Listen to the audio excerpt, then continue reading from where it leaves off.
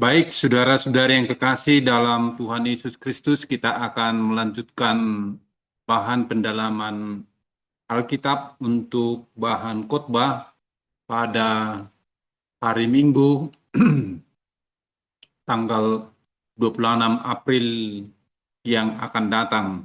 Kita yakin melalui pendalaman akan kebenaran firman Tuhan ini bisa menjadi satu perenungan bagi kita dalam mempersiapkan bahan khotbah di tengah-tengah gereja kita, sehingga betul-betul gereja kita bisa mendengarkan kebenaran firman Tuhan dalam minggu keempat sesudah Paskah. Baik, saudara-saudari, kita berdoa. Bapa kami dalam Tuhan Yesus Kristus, kami akan melanjutkan pendalaman Alkitab untuk menjadi bahan renungan persiapan dalam menyampaikan kebenaran firman Tuhan tanggal 26 April yang akan datang.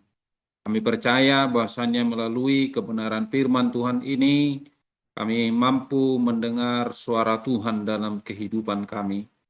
Sehingga kami Tuhan tahu melakukan kehendak, rancangan, dan jalan Tuhan senantiasa.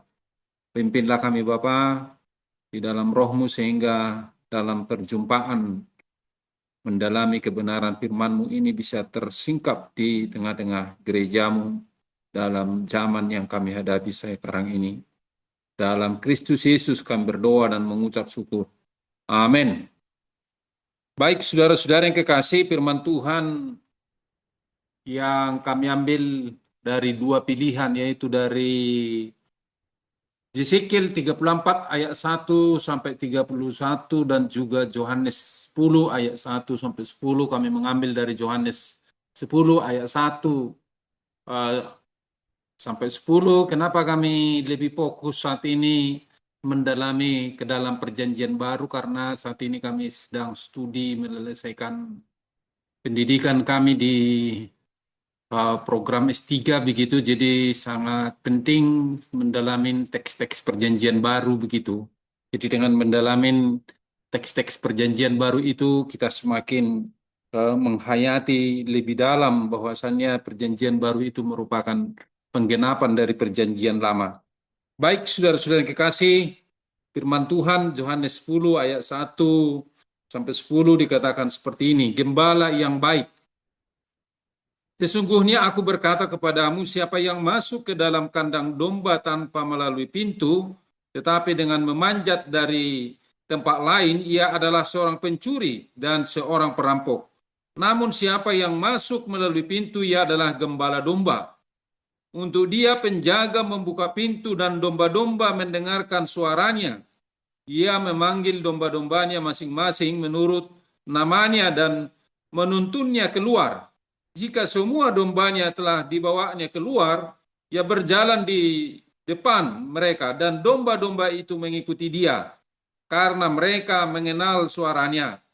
Namun seorang asing pasti tidak mereka ikuti.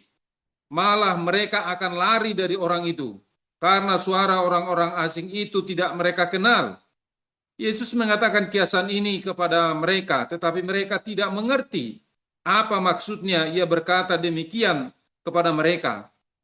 Karena itu Yesus berkata lagi, sesungguhnya aku berkata kepadamu, akulah pintu bagi domba-domba itu. Semua orang yang datang sebelum aku adalah pencuri dan perampok, dan domba-domba itu tidak mendengarkan mereka. Akulah pintu, siapa yang masuk melalui aku, ia akan diselamatkan, dan ia akan masuk dan keluar, serta menemukan padang rumput. Pencuri datang hanya untuk mencuri, membunuh, dan membinasakan. Aku datang supaya mereka mempunyai hidup, dan mempunyainya dengan berlimpah-limpah. Jadi sangat menarik bahwasannya firman Tuhan ini juga dikaitkan dengan kitab Yeskiel, saudara-saudari, Yeskiel 34 yang berisi juga tentang gembala begitu. Jadi bahwasannya melalui kebenaran firman Tuhan ini kita bisa mengetahui gembala upahan dengan gembala yang sebenarnya. Jadi diperbandingkan dengan Yeskiel 34, Tuhan Gembala Israel yang baik melawan gembala-gembala yang jahat. Lalu di Yohanes 10 ini ada gembala yang baik dan juga ada gembala yang tersesat begitu. Tapi sangat menarik saat saya merenungkan Yohanes 10 ini dalam studi konteksnya, yaitu dengan teks sebelum dan sesudahnya begitu. Jadi saudara nampak di situ ada sebetulnya benang merah secara khusus dalam Yohanes 9 itu ketika Yesus menyembuhkan seorang buta. Lalu orang buta itu ketika dia sudah menyampaikan kepada para imam, kepada ahli-ahli Taurat, kepada orang Saduki, tetapi justru mereka menolak mereka begitu dan bahkan mengusir dari sinagoge, yang di mana sinagoge itu menjadi suatu tempat yang sangat tentram, tempat yang bagi mereka mendengarkan firman Tuhan dan juga tempat juga untuk mengetahui perkembangan bangsa mereka. Jadi seseorang yang diusir ataupun digusur dari sinagoge adalah orang-orang yang dianggap itu betul-betul menyimpang begitu. Jadi saat kita membaca Yohanes 9 itu di mana seorang buta yang dari sejak lahirnya disembuhkan oleh Tuhan Yesus, dan Yesus mengatakan bahwasannya perbuatan-perbuatan Allah mau dinyatakan lewat sakit penyakitnya itu,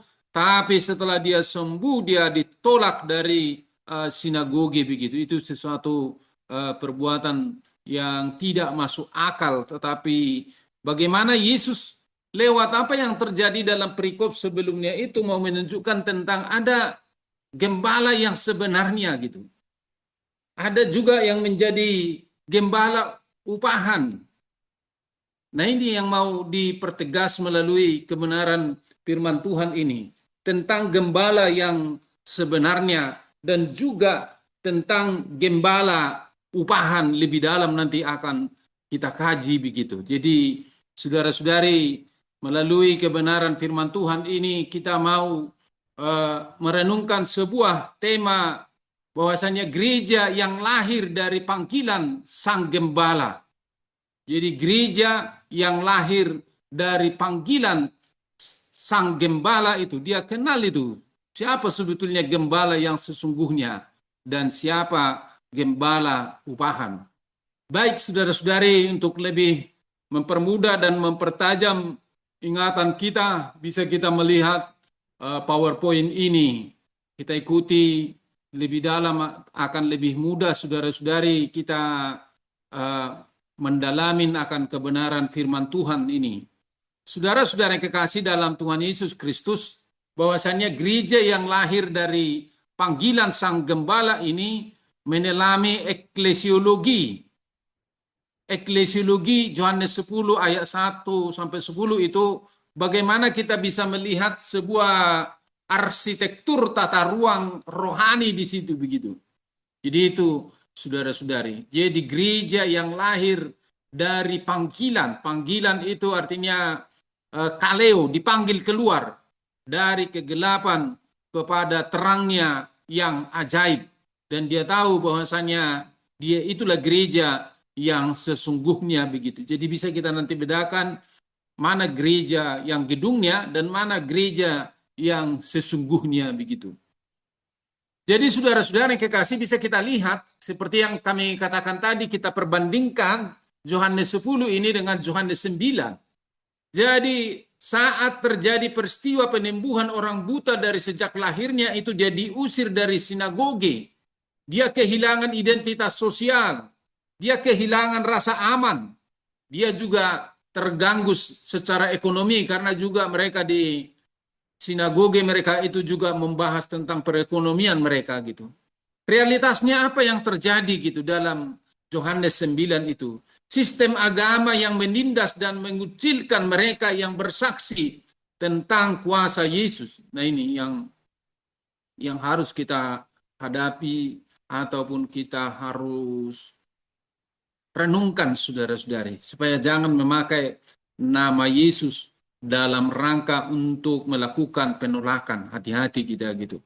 Dalam Yohanes 10 itu tadi adalah komunitas baru. Yesus mengisi ruang hampa penolakan tersebut gitu.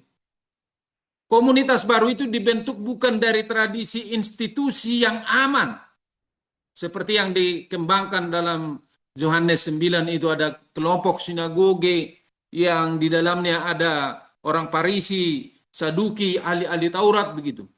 Melainkan dari mereka yang disingkirkan, itulah yang gereja sebetulnya saudara-saudari.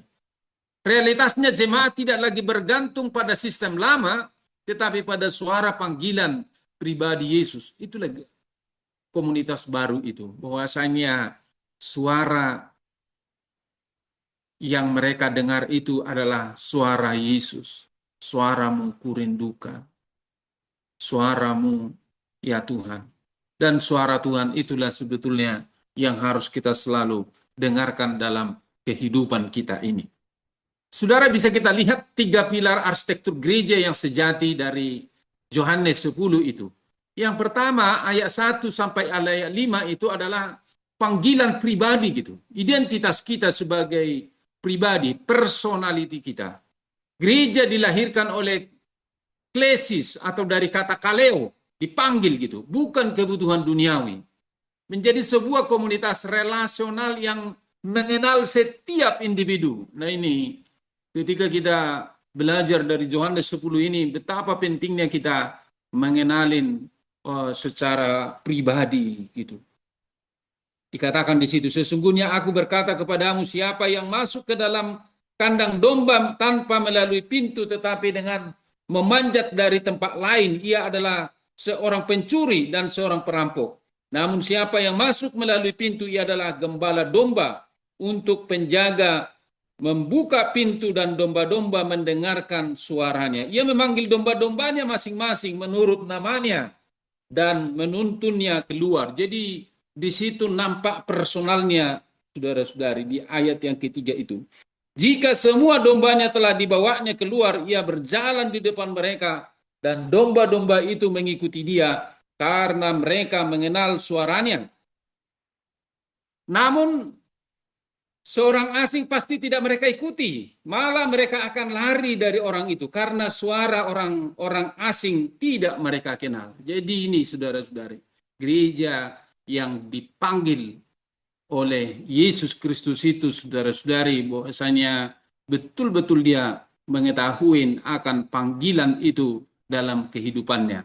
Lalu ayat 6 sampai ayat 9 itu adalah merupakan pondasi gitu. Jadi kita tahu bahwasanya bangunan-bangunan yang sangat tinggi dan kokoh itu pasti pondasinya sangat bagus, saudara-saudara. Maka Yesus pernah berkata, ketika kita membangun di atas batu, maka kita akan menjadi yang kokoh. Tetapi ketika membangun di atas pondasinya pasir, akan mudah dirubuhkan. Jadi Kristuslah yang menjadi sang pintu itu. Gereja dibangun di atas satu-satunya akses keselamatan dan keamanan batin. Akses mutlak hanya melalui Kristus. Itulah yang menjadi pondasi kita. Dan ayat yang ke-10 itu adalah misi, yaitu hidup yang berkelimpahan. Gereja diutus untuk menyalurkan pemulihan dan kelimpahan rohani ke dunia yang berdimensi kekal dan transformatif. Jadi mari kita lihat di situ lebih dalam nantinya tentang hidup yang berkelimpahan itu. Baik saudara-saudari, mari kita dalamin satu-satu gitu. Jadi bisa kita lihat dalam pembacaan tadi bahwasannya matriks kepemimpinan kontras antara dua otoritas, yaitu pola kepemimpinan yang pencuri dan perampok, itu dengan menggunakan sistem manipulatif. Sementara saudara-saudari, sang gembala hopoimen hokalos itu adalah dia betul-betul menuntun dombanya itu keluar masuk gitu ke dalam kandangnya itu. Jadi kalau sementara pencuri dan perampok itu dia akan memanjat tembok tanpa otoritas sah. Tetapi akses masuk kalau dia sang gembala itu melalui pintu. Jadi ketika saya mendalami kebenaran firman Tuhan ini yang menjadi kandang ataupun tempat domba itu, bahwasanya kandang itu dikelilingi dengan batu yang sudah dinaikkan bertindih-tindih begitu tanpa atap di atas, lalu hanya ada satu pintu masuk gitu. Nah itu, pintu masuk. Jadi ketika domba-domba itu masuk semua, maka gembala itu akan berada di dalam pintu itu. Jadi dia tahu semua gitu domba-dombanya yang masuk itu. Dan juga dia tahu semua domba-dombanya yang keluar itu. Jadi itu saudara-saudari.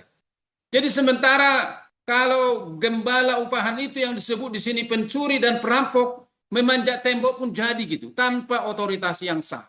Tapi saudara-saudari, kalau gembala yang sesungguhnya itu adalah Yesus, akulah gembala yang baik itu gitu. Dia kenalin semua yang masuk. Dia kenalin semua yang keluar dari kandang itu gitu. Dia kenalin semua nama-namanya. Dan juga domba-domba itu bisa mendengar suaranya dengan baik gitu. Dan ini saudara-saudara, sangat penting kita mendengarkan suara itu. Jadi ada nyanyian kita, suaramu ku rindukan,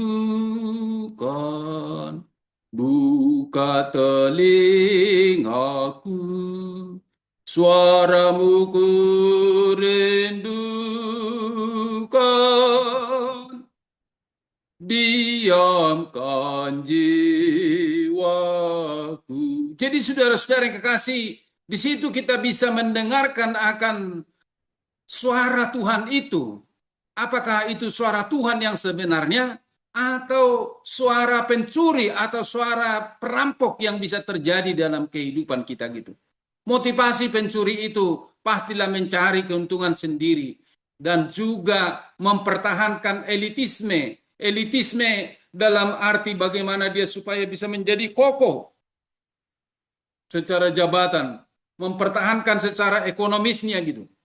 Tapi kalau sang gembala itu dia berintegritas, dia betul-betul transparansi dalam pelayanannya gitu. Dalam apa yang dilakukan dia betul-betul untuk melayani dan bahkan siap untuk berkorban dalam memperjuangkan domba-dombanya itu. Dikatakan dalam ayat 11, akulah gembala yang baik. Gembala yang baik memberikan nyawanya bagi domba-dombanya. Ini akibat integritas, transparansi, dan pelayanan, pengorbanan personal. Dia lakukan itu.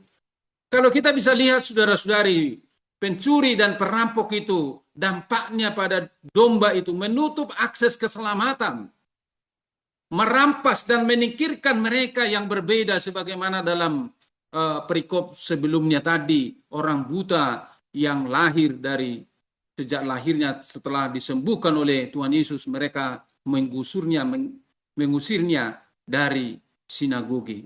Tapi kalau sang gembala itu dampaknya pada domba itu adalah menuntun kepada pemeliharaan batin, menuntun kepada kebebasan bagaimana seseorang itu bisa mengeksplorasi dirinya yang sebenarnya gitu.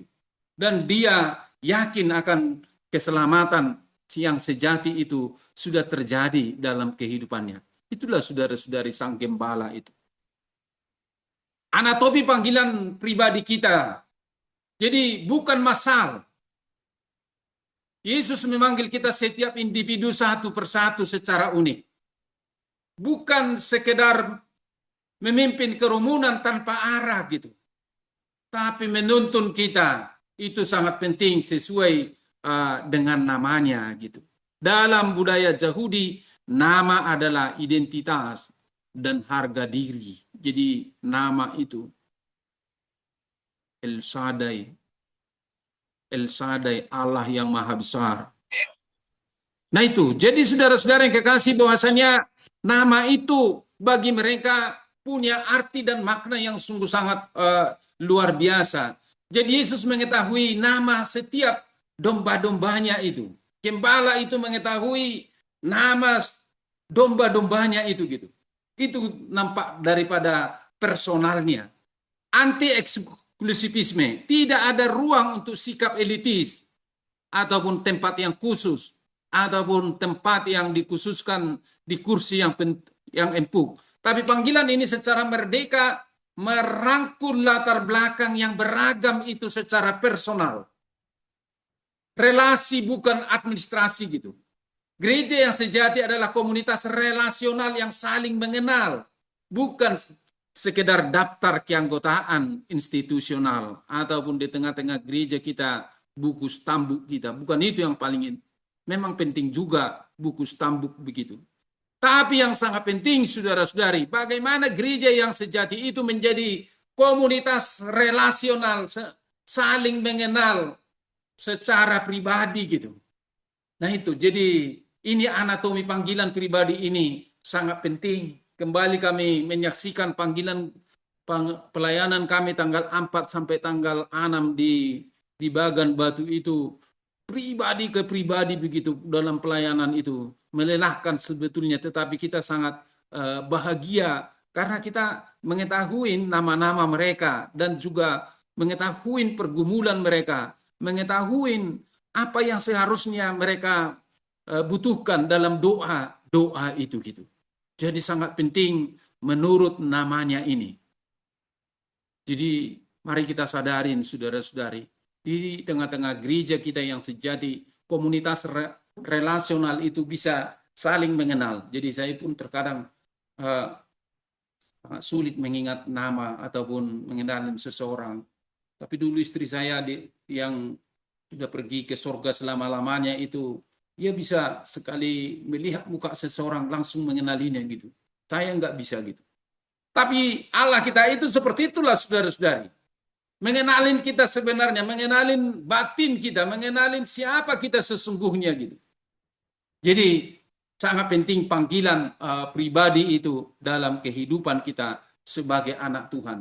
Radar rohani membedakan frekuensi suara, bisa kita bedakan apakah itu suara dari Tuhan atau suara sang gembala itu, atau suara asing, atau suara yang dikatakan di sini adalah suara pencuri atau suara perampok gitu. Kita bisa bedakan. Bagaimana itu bisa membedakan? Ini menolong kita gambaran ini, saudara-saudari. Kalau suara gembala itu pastilah membawa kasih, pengampunan, kerendahan hati, dan solidaritas. Saat kita bisa mendengar gitu, sang gembala itu meneduhkan kita. Ada kedamaian, ada sukacita, ada juga mungkin luka-luka dalam kehidupan kita, dilawatnya, dipulihkan kita gitu. Jadi saudara-saudari, respon jemaat akousen artinya mendengar dengan aktif. Dan akoluite artinya mengikuti dan meneladani sang gembala itu gitu. Dia bisa mendengar suaranya, mengikutinya, dan juga meneladaninya. Ini saudara-saudari suara sang gembala itu.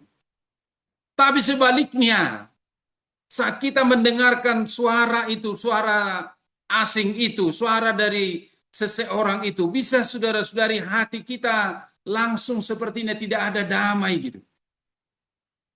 Karakteristiknya menyesatkan, memicu kebencian. Sifatnya adalah hanya kepada kelompok tertentu dan bisa manipulatif gitu. Ada respon jemaat membutuhkan kepekaan rohani lewat doa dan firman untuk menolak dan menjauhinya.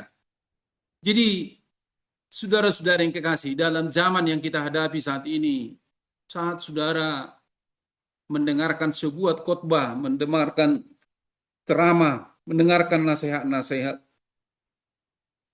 kalau itu saudara-saudari menyentuh batin hati kita yang terdalam, di situ ada damai, ada sukacita mengalir dalam kehidupan kita yang bisa mungkin sampai membuat kita menangis gara-gara sukacitanya itu. Nah, itu adalah suara Tuhan. Tapi sebaliknya, kalau ada rasa benci dalam kehidupan kita yang mungkin juga ada yang perlu harus dibereskan dari dalam diri kita gitu. Kita bawalah ke dalam Tuhan. Atau ya nggak usah kita lawan saudara-saudari. Nah ini, jadi kita bisa membedakan suara sang gembala dan suara asing itu sebetulnya dalam perjalanan kehidupan kita sebagai anak-anak Tuhan. sebagaimana yang dikatakan di sini, gembala yang baik itu, dia akan menuntun keluar masuk kandang itu, menuntun juga ke rumput begitu. Jadi kita tahu bahwasanya ketajaman daripada domba itu adalah di pendengarannya. Jadi dia harus mendengar. Jadi gembalanya itu dimanapun dia bisa mendengar, mungkin dari kejauhan gitu. Itulah namanya frekuensi suara. Di penglihatan mereka, domba-domba itu adalah mengalami kelemahan, tetapi ketajamannya di dalam pendengaran. Mereka mendengar selalu gembalanya itu. Gembalanya itu betul-betul bertanggung jawab sebagaimana yang dikatakan dalam firman Tuhan ini. Menghadapi binatang buas pun dia lakukan sebagai gembala yang sebenarnya. Saudara-saudara, batas mutlak keselamatan ataupun akulah pintu gitu. Wah, ini sangat penting. Ego emi he tira. Jadi ini sama seperti kepada Musa, siapakah engkau? Aku adalah aku. Jadi ini dikatakan dalam Yesus, ego emi he tira. Artinya aku adalah pintu gitu. Ada rumusan ilahi di sini, penggunaan kata ego emi. Akulah setara dengan proklamasi Allah dalam perjanjian lama. Yesus bukanlah pelayan kandang, melainkan titik akses itu sendiri. Jadi dia berada betul-betul di pintu ini. Ini menjadi simbol keamanan dalam masyarakat Yahudi kuno. Pintu adalah rute akses sah yang memisahkan ancaman di luar dan keamanan mutlak di dalam. Jadi ini. Jadi ketika dikatakan ego emi, he tiara, aku adalah pintu, dia betul-betul berada di pintu ini, mengetahui keluar masuk ke dalam kandang itu gitu. Gugatan ini gugatan terhadap agama. Keselamatan tidak didapati melalui ritus agama, rutinitas ibadah, atau struktur hierarki, melainkan mutlak hanya melalui Kristus. Ego emi hitira. Bahwasanya aku adalah pintu. Dia betul-betul berada di pintu, mengetahui keluar masuk domba-dombanya itu gitu. Saudara-saudara yang kekasih, dinamika tata ruang rohani, bagaimana kita bisa masuk ke dalam dan keluar dari kandang itu. Bahwasanya ada keamanan batin yang masuk. Jemaat yang mengandalkan Kristus ditarik masuk untuk menikmati rasa aman batin yang dalam. Dan perlindungan penuh dari sang gembala gitu. Lalu ketika dia merasakan keamanan batin, maka dia juga memiliki keyakinan saat dia keluar, keberanian eksternal gitu, memiliki keberanian untuk keluar menghadapi risiko kehidupan nyata di padang rumput dunia dengan jaminan pemeliharaan Allah senantiasa menyertai gitu. Jadi ini ketika kita sudah masuk ke dalam pintu itu, yaitu ke dalam Yesus Kristus, dan ketika kita keluar, kita harus berani keluar untuk menghadapi risiko apapun dalam kehidupan nyata ini. Karena kenapa? Sudah yakin kita ada pelindung menyertai kita, adalah Yesus Kristus. Sudah yakin kita bahwasanya kita mengandalkan kuasanya. Jadi iman bukanlah status pasif untuk tersembunyi, berada di tempat nyaman, melainkan ada ritme dinamis antara keamanan dan keberanian kita menghadapi situasi kehidupan ini yang nyata ini gitu. Jadi ini saudara-saudari, bahwasanya firman Tuhan ini mendorong kita ketika kita yakin masuk ke dalam pintu itu dan keluar dari pintu itu adalah Yesus, kita pasti berada di dalam keamanan dan keberanian menjalani kehidupan ini. Ini menjadi satu peneguh bagi kita, menyadarkan kita bagaimana kita sebagai anak-anak Tuhan betul-betul kita yakin akan pintu itu, yaitu akulah pintu, ego emi tadi, yaitu Yesus Kristus yang menjadi jalan kebenaran dan kehidupan bagi kita. Jadi saudara-saudara yang kekasih, klasifikasi peran gereja bukanlah pintu penyelamat itu. Tapi saudara-saudari, gereja yang sesungguhnya adalah Yesus Kristus gitu. Jadi ketika gereja secara institusional, gereja sering jatuh pada sikap eksklusif, merasa institusinya adalah penyelamat gitu. Keselamatan tidak terletak pada pengakuan administrasi gereja. Ketika kita terdaftar, ketika kita ada di dalam buku stambuk, atau ketika kita diingatkan setiap minggu ataupun setiap bulan, mungkin ada di situ di buletin gereja tentang ulang tahun kita.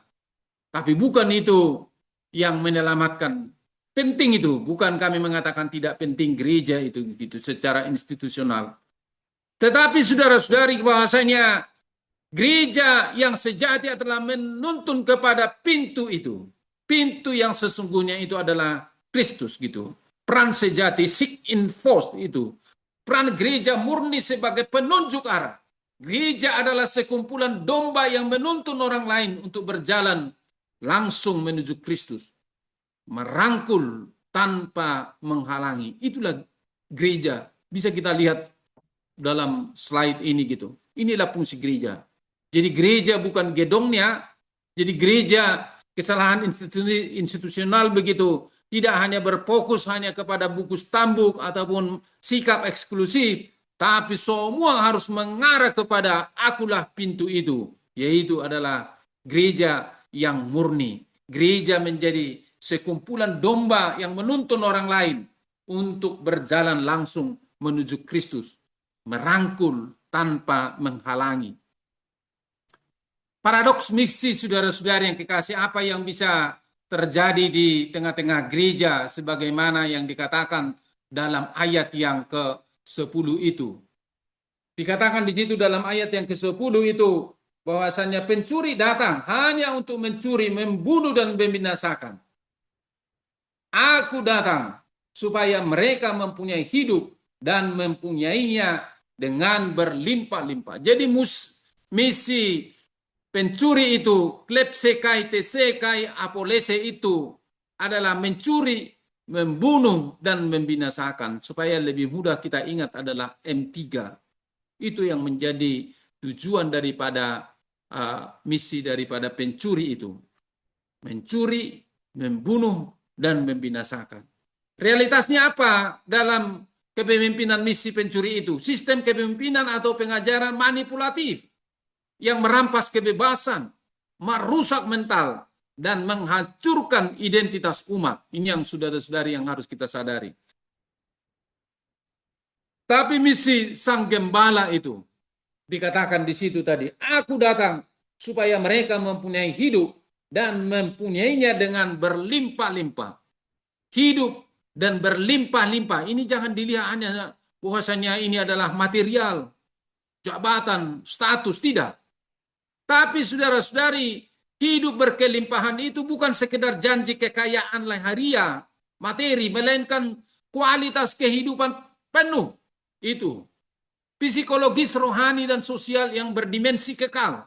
Bermula dari perjumpaan dengan Allah. Jadi betul-betul di situ saudara-saudari, aku datang supaya mereka mempunyai hidup dan mempunyainya dengan berlimpah-limpah. Dengan berlimpah-limpah maksudnya di situ bahwasanya kita memiliki kualitas kehidupan yang penuh, yang berdimensi kekal, yang bermula dari perjumpaan dengan Allah. Di situ saudara-saudari joy perison itu, bahwasanya dialah kehidupan itu. Gitu. Apa yang bisa kita lihat dari kebenaran firman Tuhan ini untuk bisa kita hidupi dalam kehidupan kita sebagai anak-anak Tuhan, saudara-saudari? Bahwasanya kuadran kehidupan yang berkelimpahan, zoe perision. Aku datang supaya mereka mempunyai hidup dan mempunyainya dengan berlimpah-limpah. Jadi yang sangat penting adalah apesis, pengampunan. Dilepaskan dari belenggu rasa bersalah masa lalu gitu. Hati kita terlepas dari dendam dan kepahitan. Memampukan awal kehidupan yang baru gitu. Jadi ini harus yakin dulu kita di yang pertama ini, apesis pengampunan ini. Kita sudah dilepaskan dari segala belenggu rasa bersalah masa lalu kita.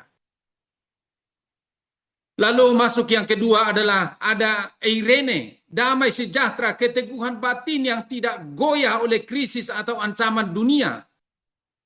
Kedamaian yang berakar kuat pada perlindungan Sang Gembala itu, damai sejahtera keluar masuk. Ada elpis pengharapan gitu. Daya lenting ataupun silence gitu. Untuk bangkit kembali setelah jatuh. Keyakinan akan masa depan yang pasti di dalam pemeliharaan Allah itu. Jadi kita tidak lagi di dalam kecemasan hidup ini. Tapi kita sudah punya pengharapan. Oleh karena kenapa? Ada sang penuntun kita untuk keluar masuk kita menjalani hidup ini. Adalah Yesus Kristus. Maka sangat penting ketika kita betul-betul sudah menjadi gembalanya secara personal. Dan itu harus nyata juga dalam koinonia. Yaitu persekutuan kita. Ada relasi timbal balik antar jemaat yang penuh kasih. Tempat saling mendoakan, saling mendukung. Dan menanggung beban hidup bersama gitu. Jadi saya melayani minggu yang lalu atau tanggal 19 di Gereja Metodis Tanjung Sari yang mengembangkan program EE.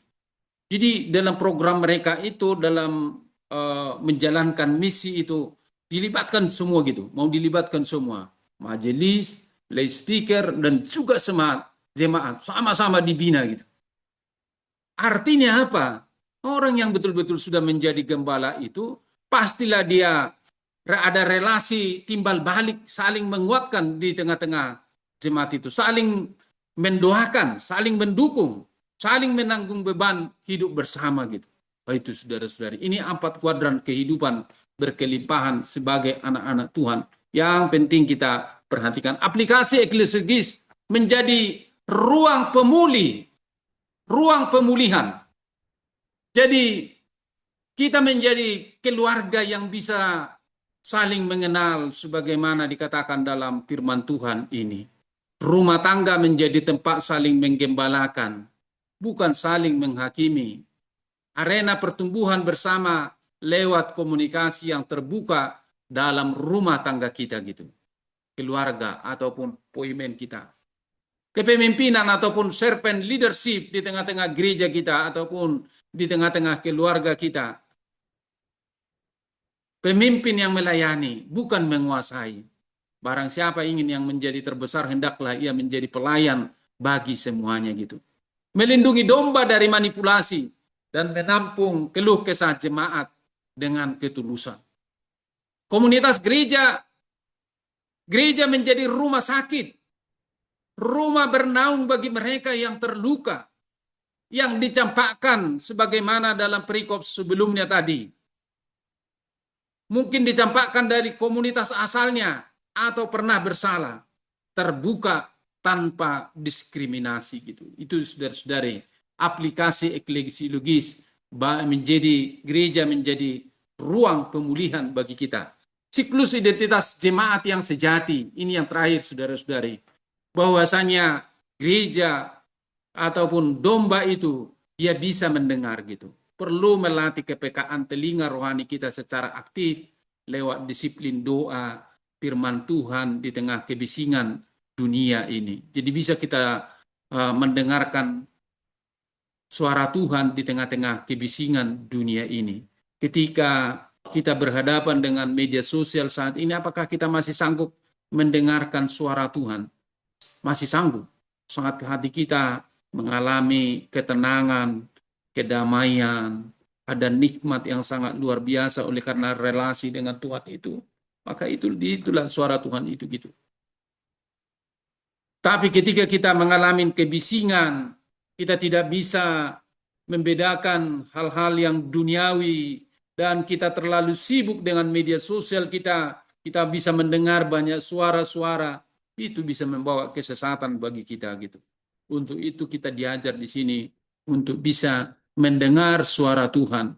Kita rindukan selalu di dalam diri kita melalui doa kita, melalui kita mendengarkan firman Tuhan.